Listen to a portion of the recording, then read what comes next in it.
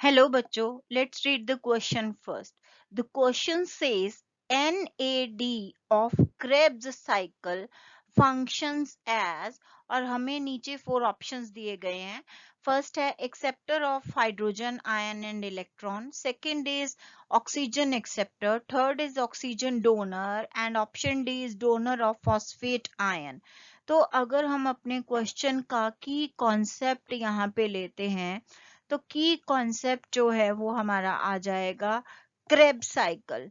तो यहाँ पे क्योंकि यहाँ पे जो NAD है वहां पे क्रेब्स साइकिल में इसके पार्टिसिपेशन की बात कर रहे हैं. तो पहले हम देखें क्रेब्स साइकिल कहाँ पे आता है. हम यहाँ पे बात करें रेस्पिरेशन की.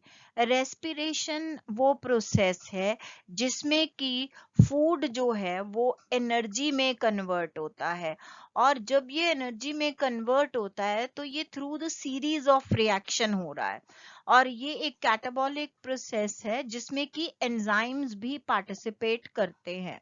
तो हम कह सकते हैं एंजाइम मीडिएटेड रिएक्शंस है यहाँ पे. अब ये जो रेस्पिरेशन है अगर तो ये या इसको ऑक्सीजन चाहिए तो फिर ये एरोबिक है और अगर ये ऑक्सीजन की एब्सेंस में हो रही है तो फिर हम इसको एनारोबिक रेस्पिरेशन बोलते हैं.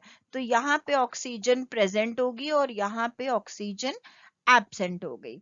अब यहाँ पे हमारे पास जो ये रेस्पिरेशन है इसमें हमारे पास कॉमन पाथवे आते हैं.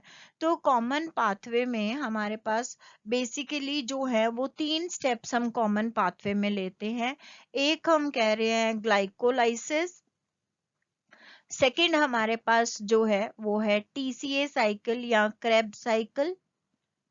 यहाँ हम इसको क्रेब्स साइकिल को ही हम TCA साइकिल भी बोलते हैं. और उसके बाद हमारे पास जो है वो है टर्मिनल ऑक्सीडेशन.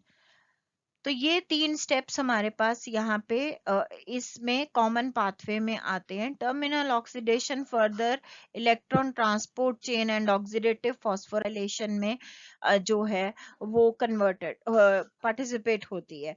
अब यहाँ पे अगर हम पहले स्टेप को देखें, अगर हम ग्लाइकोलाइसिस को देखें तो जब हम ग्लाइकोलाइसिस की बात करते हैं तो ये वो स्टेप है जिसमें कि जो ग्लूकोज है या कोई और हेक्सोज शुगर है 6 कार्बन एटम वाली वो कन्वर्ट हो जाएगी पायरुविक एसिड में. तो यहाँ पे हमारे को एंड में 2 पायरुविक एसिड के मॉलिक्यूल्स मिलेंगे. साथ में हमें यहाँ पे ATP एंड साथ में हमें यहाँ पे NADH2 जो है वो मिलेगा. अब हमें जो क्वेश्चन में पूछा गया है कि जो हमारा NAD है तो NAD जो है वो कैसे फंक्शन करता है. तो पहले हम यहाँ पे NAD को देखें तो इसका फुल फॉर्म जो है वो है निकोटिना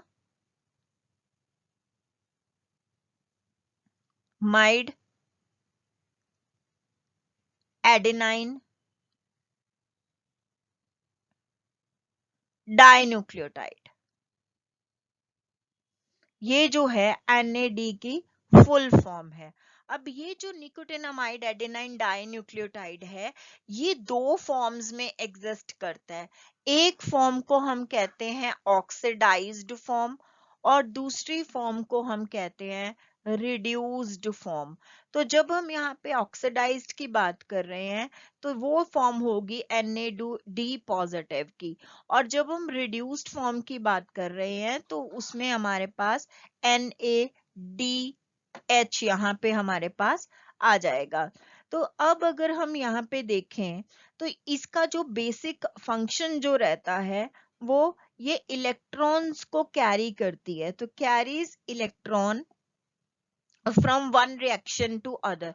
क्योंकि हमारे पास जो बेसिकली यहाँ पे जितने भी स्टेप्स हो रहे हैं जितनी भी जो मेथड्स हैं वो सिंगल स्टेप नहीं है, उनमें मल्टीपल स्टेप्स जो हैं वो यहाँ पे हो रहे हैं. तो ये मल्टीपल स्टेप्स में जहां भी इलेक्ट्रॉन्स को ट्रांसफर करना है तो ये उसमें भी पार्टिसिपेट करता है. अब यहाँ पे जैसे हमने बोला कि ग्लाइकोलाइसिस के अंदर हमारे पास जो है पायरुवेट या पायरुविक एसिड जो है वो फाइनल प्रोडक्ट होता है। तो ये पायरुवेट और फिर इससे कि वो पहले टीसीए में एंटर करे, ये एसिटाइल को एंजाइम ए में जो है वो कन्वर्ट होता है, और ये एज अ सबस्ट्रेट, जो एसिटाइल को एंजाइम ए है, ये एज अ सबस्ट्रेट जो है वो एंटर करता है हमारे पास क्रेब्स साइकिल के अंदर, या हम कहें कि टीसीए साइकिल के अंदर ये एंटर करेगा। अब यहाँ पे क्या होगा, जो NAD हमारे पास पॉजिटिव फॉर्म था, यानी ये क्या करेगा, इसको मिल जाएगा हाइड्रोजन, तो ये अक्वायर करेगा हाइड्रोजन आयन, और ये कन्वर्ट हो जाएगा NADH में, और साथ में हमारे पास प्रोड्यूस हो गई कार्बन डाइऑक्साइड गैस। उसके बाद ये चला जाएगा ऑक्सीडेटिव फॉस्फोराइलेशन में।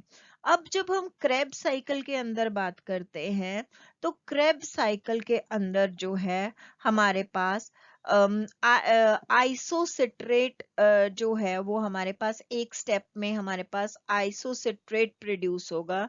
तो यहाँ पे हमारे पास जो है NAD पॉजिटिव होगा, यहाँ पे डिहाइड्रोजनेटेड जो है रिएक्शन हो रही है। यहाँ पे डिहाइड्रोजनेटेड मींस कि यहाँ पे हाइड्रोजन जो है वो रिमूव हो रही है, और एज अ रिजल्ट पहले हमारे पास जो प्रोडक्ट बन रहा है वो बन रहा है एक्सालो सक्सिनेट।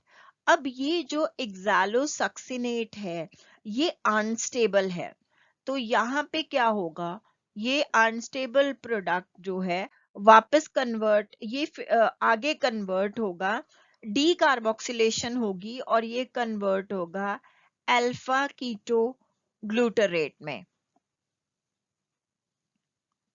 और साथ में यहाँ पे कार्बन डाइऑक्साइड जो है वो प्रोड्यूस हो रही है। तो यहाँ पे हमारे पास जो ऊपर हमारे पास जो प्रोडक्ट बने थे उसमें हमारे पास NADH भी था, और हमारे पास प्लस H पॉजिटिव भी था, और फिर इस तरह से ये इसमें आइसोसिट्रेट में, जैसे हमने यहाँ पे बात की, आइसोसिट्रेट जो है वो उसमें हाइड्रोजन आयन ऐड हुआ, तो अब NADH जो है, NAD जो है, ये इलेक्ट्रॉन्स भी एक्सेप्ट कर सकता है, और ये हाइड्रोजन आयन भी एक्सेप्ट कर सकता है। तो इसके हिसाब से हमारा जो ऑप्शन ए है वो हमारा करेक्ट आंसर है, कि acceptor of hydrogen and electrons. I hope you understood it well. Best of luck.